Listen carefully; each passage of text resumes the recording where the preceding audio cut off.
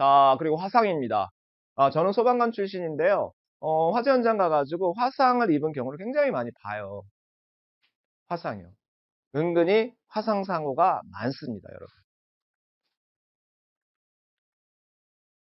여러분. 화상이라는 것은요, 뜨거운 물질 또는 마찰 등으로 인해서 신체 조직이 손상된 상태를 이야기합니다.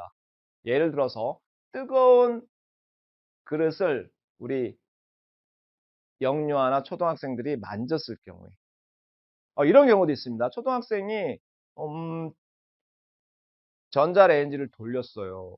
전자레인지를 돌려서 자기가 음식을 조리해 먹으려고 하는데 뜨거워지죠? 근데 그걸 맨손으로 만져가지고요. 그 뜨거운데 내 손이 거기 붙어버렸어. 뜨거우니까. 그래서 화상을 입는 경우가 있고.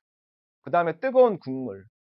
뜨거운 국물을 먹다가 어떻게 해요? 어디에 화상을 입겠어요? 뜨거운 국물을 먹으면? 입천장. 입천장이나 입이 뒤어서 화상을 입어서 껍데기가 벗겨집니다. 그러한 것도 화상입니다, 여러분. 그 다음에 뭐 다리미라든지 이런 뜨거운 전기 기기를 건드리거나 만졌을 때. 또는 어떤 경우가 있었냐면 유아인데 4살, 3살 되는 애인데 본인이 정수기에서 물을 먹겠다고 정수기에 손을 댔다가 뜨거운 물이 얼굴에 튀어서 화상을 입은 경우가 있습니다. 화상을 입었을 때 가장 중요한 것은 뭐냐면 신속하게 찬물을 그 화상 부위에 식혀주는 것입니다. 가장 중요합니다.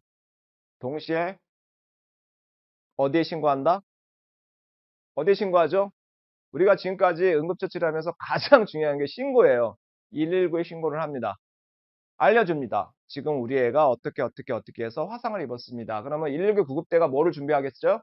구급대는 오면서 그 화상에 대해서 대비를 하고 옵니다. 꺼주를 준비를 하고 또 화상병원을 섭외를 합니다. 오면서. 그 지역 주변에 화상병원을 섭외를 해서 화상병원으로 이송을 하겠죠?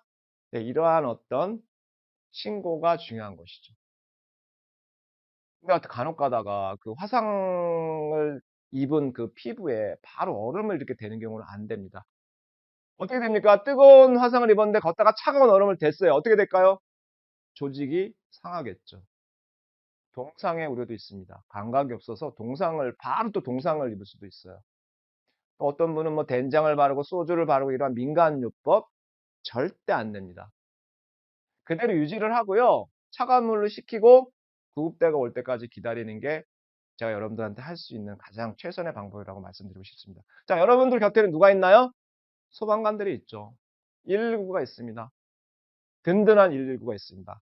먼저 신고를 하시고 그 내용을 전달을 잘 해주시는 것만으로도 여러분들은 50% 이상 한 겁니다. 자, 화상 1도, 2도, 3도 화상이 있어요. 간단하게 설명을 드리자면 1도는 표피층, 피부죠. 피부 제일 표피층만 손상을 입은 거고요. 2도 화상은요. 표피 바로 밑에 진피층까지 손상을 입은 거예요. 이럴 때는 물집이 잡힙니다. 여러분들 경험하신 분들도 계실 거예요. 물집이 잡혔어요. 절대 터트리면 안 되겠죠. 3도입니다. 진피 밑에 피하 조직까지 손상이 돼가지고요. 이거는 그 상처가 복구가 안 돼요. 굉장히 심한 화상입니다. 3도 화상입니다. 심지어는 햇빛도 볼 수도 없고요. 평생 동안 치료를 받아야 됩니다. 그래서 이 화상의 무서운 점을 말씀을 드리는 겁니다. 화상의 종류를 한번 볼게요. 이건 여러분들이 일반 상식으로 알아두면 굉장히 좋습니다. 마찰 화상이 있어요. 마찰 화상. 마찰 화상이 뭐냐면요.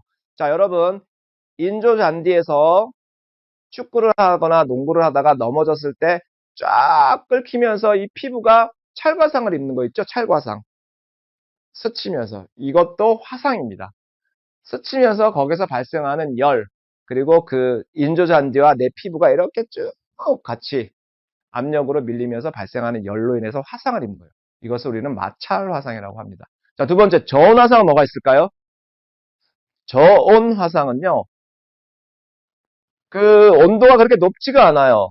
자, 물이 끓어서 100도라 그랬을 때 그 물이 튀어서 내가 화상을 입을 수는 있는데 50도나 40도의 물이 화상을 줄까요? 그런데 저온 화상은 뭐냐면, 자, 겨울에 우리 초등학생들이나 또는 고등학생들이 많이 사용하는 게 뭐가 있죠? 겨울에 핫팩을요, 오랫동안 피부에 대고 사용하다 보면 피부가 빨갛게 변해요. 이걸 우리는 저온화상이라고 합니다. 그렇게 높지 않은 온도인데도 오랫동안 접촉을 하고 있으면 화상이 일어납니다. 어떤 경우가 있었냐면 학생이 공부를 하다가 추우니까 핫팩을 얼굴에다 대놓고 잠이 들어버렸어요. 근데 얼굴은 또 화상을 입으면 또 안 되잖아. 상처가 나면 굉장히 타격이 있죠? 근데 오랫동안 침을 흘리고 이렇게 자다가 뜨거워가지고 사람은 뜨겁기 전에는 놀라지 않아요. 오랫동안 따뜻하게 데고 잤는데 나중에 이 열 축적이 되면서 뜨거워져 가지고 깼는데 얼굴이 빨갛게 화상을 입어요. 이런 것을 우리는 저온화상이라고 합니다. 또 열탕 화상은 뭘까요? 네, 맞아요. 뜨거운 물에 손이 접촉이 됐거나 여러분들 목욕탕 가면 아주 뜨거운 열탕에 들어가면 엄청 뜨겁잖아요. 화상은 아니지만 들어갔다 나오면 빨갛게 되잖아요. 이게 전조 증상이라고 볼 수 있겠죠. 열탕 화상의 이러한 뜨거운 물로 인해서 일어나는 화상입니다. 자, 화학적 화상은 뭐가 있을까요? 화학적인 화상. 예를 들어서 화학적인 산, 강산, 황산, 질산, 염산. 염산을 우리 피부에 뿌리면 어떻게 되죠? 연기가 나면서 피부 조직이 망가지죠? 자, 이런 거죠. 화학적인 화상입니다. 이러한 위험한 산성 유해 물질은 또 아이들 주변에 방치를 하면 안 되는 것이죠. 증기 화상은 뭐가 있죠? 증기. 맞아요. 여성분들 옛날에 그 밥을 하고 난 다음에 거기서 발생하는 증기가 피부에 좋다 그래가지고 막 이렇게 뚜껑 열어가지고 얼굴 대고 해가지고 화상 있는 그런 경우 있었습니다. 뜨거운 열기로 인해서 증기가 나온 그걸로 인해서 화상을 입은. 그게 어떤 경우가 있냐면 소방관들이 화재 진압을 해요. 그래가지고 불이 난 데 가가지고 소방호스로 물을 쐈는데 너무나 뜨거운 나머지 갑자기 증기가 팍 끓어오는 증기가 얼굴로 다가와서 화상을 입는 그런 경우가 있어요. 증기 화상입니다. 자, 마지막으로 일광 화상 뭐가 있죠?